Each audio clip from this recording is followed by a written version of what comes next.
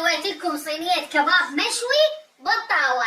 الطريقة راح تشوفوها بقناة اليوميات، يوميات دنيا محمد. صار لي أكثر من ساعتين أنا أشتغل لكم بهاي الصينية اللي تخبل وتجنن، وسهمكم العافية.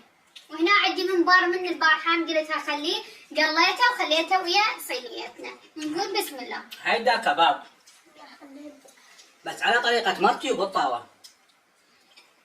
بس طالع على المطاعم صراحة. هاو الطرشي هم على طريقة مرتي، بس هذا البصل على طريقتي. واو رارنج. رارنج. مالح. طيب والله طرش الملح.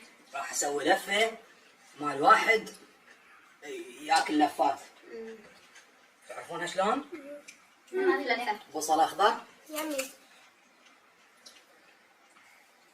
نوع طرشي، بصل من هذا الطيب الحلو.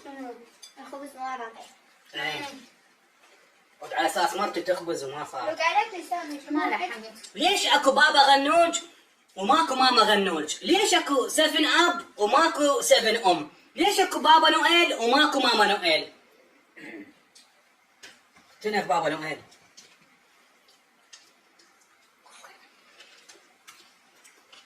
وين الخبز؟